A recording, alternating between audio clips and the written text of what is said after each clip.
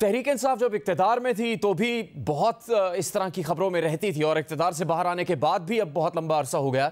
ये जोड़ तोड़, उतार चढ़ाव, बनना, टूटना, बिखरना, इकट्ठे होना, ये सब कुदरती तरीके से होता है तहरीक इंसाफ में, या ये भी किसी हिकमत अमली का नतीजा होता है जो इस वक्त भी हो रहा है तहरीक इंसाफ के साथ?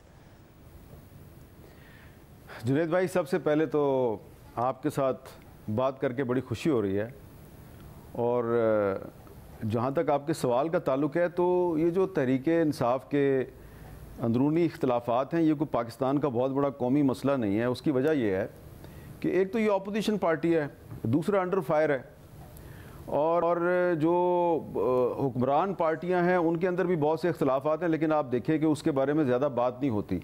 तो ये जो अंडर फायर पार्टी है, इसके इख्तलाफात पे खुल के बात हो रही है, ठीक है, इस पर हम भी खुल के बात कर लेते हैं। देखिए, ये एक तो वो लोग हैं जो तहरीक इंसाफ के साथ मुश्किल वक्त में खड़े रहे, और अब ज़रा उनके अंदर डिफरेंस ऑफ ओपिनियन नज़र आ रहा है, यानी कि हैं वो तहरीक इंसाफ के अंदर ही, लेकिन उनके अंदर एक इख्तलाफ है। एक तो वो लोग हैं, दूसरे वो लोग हैं जो मुश्किल वक्त में तहरीक इंसाफ को छोड़ गए थे और अब वो बाहर से तहरीक इंसाफ के ऊपर अटैक कर रहे हैं। तो मेरा ख्याल है उनको छोड़ दें जो बाहर से अटैक कर रहे हैं, जो अंदर का इख्तलाफ है उस पर हम बात कर लेते हैं।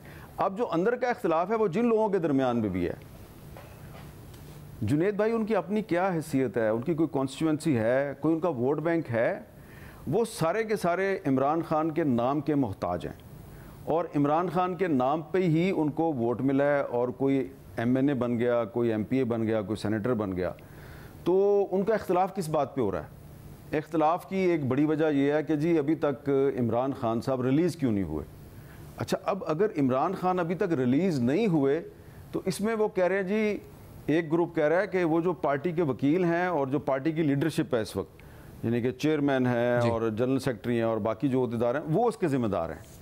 अब ये एक अजीब सी मंतक है कि एक ऐसी पार्टी जिसके बारे में एक आम तासुर है कि उसकी असल लड़ाई शहबाज शरीफ की हुकूमत के साथ नहीं, मिलिट्री इस्टेब्लिशमेंट के साथ है, उस पार्टी के अंदर कुछ लोग ये कह रहे हैं जी इमरान खान अगर रिलीज़ नहीं हुआ तो उसका ज़िम्मेदार गौहर अली खान है या इसका ज़िम्मेदार उमर अयूब है। अब आप जो है वो इससे इत्तेफाक करेंगे कि इमरान खान साहब अगर चाहें तो कल बाहर आ सकते हैं। उन्होंने कुछ फ्लेक्सिबिलिटी दिखानी है तो बाहर आएंगे ना। तो वो अगर फ्लेक्सिबिलिटी नहीं दिखा रहे तो बाहर नहीं आ रहे। जी ठीक है। अब लड़ाई क्या है? जी लड़ाई क्या है? लड़ाई ये है कि एक ग्रुप इल्ज़ाम लगा रहा है दूसरे ग्रुप पे अंदर, ये बाहर नहीं लगा रहे, आपके सामने नहीं लगा रहे, मेरे सामने नहीं लगा रहे, कि वो जो तुम डील करवाने की कोशिश कर रहे हो वो कामयाब क्यों नहीं हो रही। ये है असल लड़ाई। तो ये लड़ाई जो है ये इसलिए अंदर ही अंदर लड़ी जा रही है कि ये वाली बातें वो खुल के करते नहीं हैं, और ज़िम्मेदार इसके इमरान खान है। इमरान खान अगर चाहे कल बाहर आ सकते हैं, लेकिन वो नहीं आना चाहते बाहर, इसलिए अंदर हैं वो। ठीक है अहमद साहब, फिर ये सवाल तो यह बनता है कि बानी PTI फिर कहाँ खड़े हैं इसमें? शेर अफजल मरवत जैसे रहनुमा आगे आते हैं, मकबूल हो जाते हैं आवाम में भी, नौजवानों में भी, और फिर एक दिन खबर आती है कि उनको साइडलाइन कर दिया गया, उनको हटा दिया गया, उस पर वो सामने आकर बयान भी देते हैं खुद। तो इसकी वजह भी सिर्फ आपसी इख्तलाफात हैं या बानी PTI का भी अमल दखल है? उनकी भी पसंद नापसंद या उनका जो भी भरोसा करने की उनकी हिकमत अमली है वो भी इसमें शामिल होती है?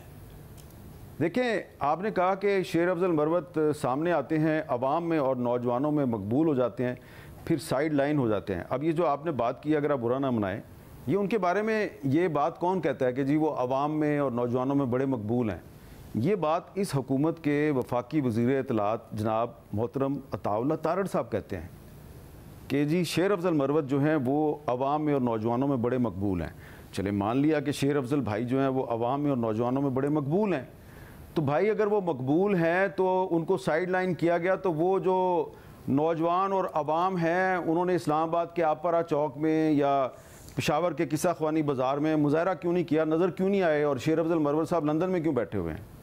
तो मेरा ख्याल है कि हमें इस किस्म की जो एक वफाकी वज़ीर इत्तलात का जो बयानिया है उसको अगर हम जोड़ेंगे PTI के बयानिए के साथ तो ये ज़रा ज़्यादती है। देखा तो हम में से बहुत से लोगों ने अवामी सतह पर किस तरह से उनका इस्तकबाल किया जाता था, किस तरह से उनकी पजीराई की जाती थी, लेकिन जाहिर है मेरा आपसे सवाल है मेरा आपसे सवाल है कि जब उनको तहरीक इंसाफ से साइड लाइन किया गया तो उनके हक में कहां पे बड़ा मुजाहरा हुआ है? इमरान खान साहब की हिकमत अमली क्या है फिर? वो किस पर भरोसा करते हैं? वो क्या हिकमत अमली अपनाना चाहते हैं अगर आप कह रहे हैं कि वो बाहर नहीं आना चाहते? तो देखें, इमरान खान साहब जो हैं उनकी हिकमत अमली ये है कि वो पाकिस्तानी अवाम को ये बताना चाहते हैं कि मेरे में और नवाज शरीफ में बहुत फ़र्क है।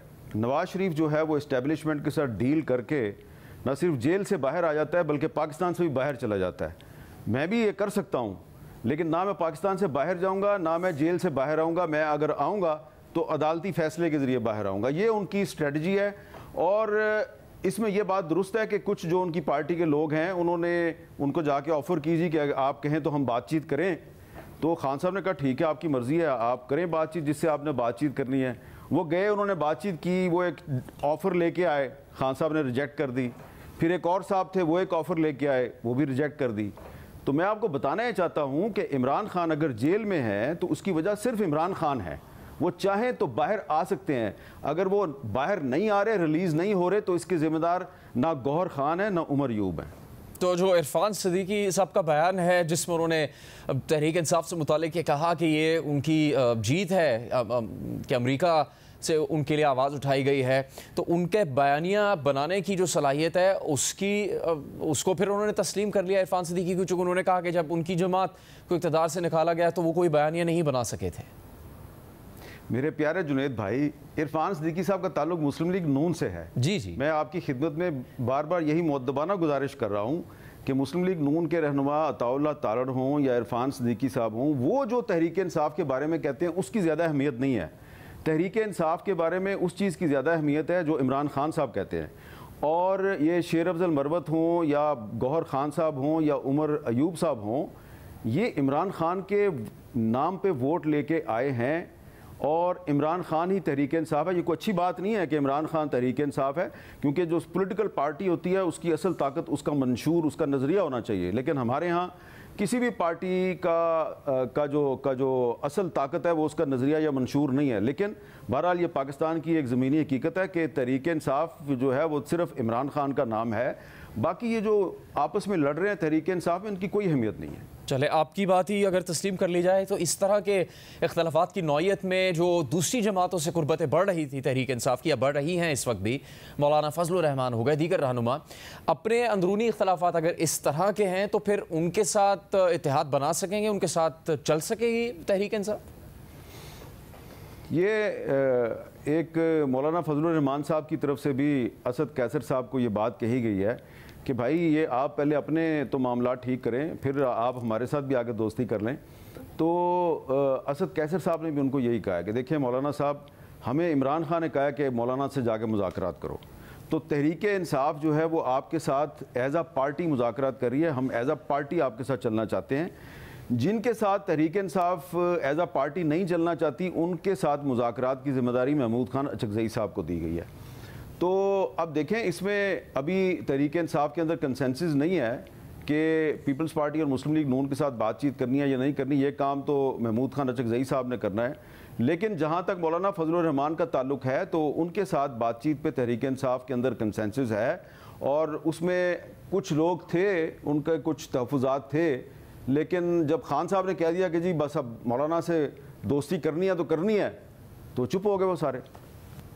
ठीक है, तो फिर यानी इस वक्त तक जो भी पुराने रहनुमा हैं या साबिक रहनुमा कह लें, उनकी तरफ से जो तनकीद की जा रही है वो सिर्फ आप ये कह सकते हैं हम सियासी चपकलिश का नतीजा है, चूँकि वो इस वक्त पार्टी का हिस्सा नहीं, दूसरे लोग हैं, इस वजह से वो तनकीद का निशाना बना रहे हैं। जो आपने शुरू में बात कही कि ये कहा गया कि जब तक ये क़यादत मौजूद है तो इमरान खान साहब तो जेल से बाहर नहीं आते नज़र आ रहे हैं। देखिए ये किसने कहा? फवाद चौधरी ने। जी, तो फवाद चौधरी जो हैं मुझे बताएं कि फवाद चौधरी जो हैं वो तहरीक इंसाफ से निकाले जा चुके हैं, और जो इस्तेकाम पाकिस्तान पार्टी की जो लॉन्चिंग प्रेस कॉन्फ्रेंस हुई थी उसमें वो मौजूद भी थे। तो बड़े एहतराम के साथ अर्ज़ है कि कल मेरे साथ उनकी बात हो रही थी, मैंने उनसे कहा कि आप क्यों लड़ रहे हैं। तो अब उन्होंने ये जो एक मुहाज खोला हुआ है तो इसके बारे में बड़ी कॉन्स्पिरेसी थ्योरीज चल रही हैं। मैं किसी कॉन्स्पिरेसी थ्योरी में नहीं जाता, लेकिन रऊफ़ हसन साहब ने जब साफ कह दिया कि जनाब उनको पार्टी से निकाला जा चुका, तो मुझे बताएं पार्टी से एक निकाला हुआ शख्स जो है वो पार्टी के अंदरूनी मामलात पे अगर कमेंट कर रहा है तो ये एक आउटसाइडर का कमेंट है ना, इसको हम कैसे कहेंगे जी इसकी बड़ी अहमियत है। अगर फवाद चौधरी साहब जो हैं वो पार्टी में आना चाहते हैं तो उनको चाहिए कि पार्टी के साथ बनाएं, दोस्ती बनाएं, पार्टी को के साथ मिलकर चलने की कोशिश करें, लेकिन वो तो लड़ाई कर रहे हैं, तो अगर लड़ाई करेंगे तो फिर पार्टी में तो नहीं आ सकेंगे ना।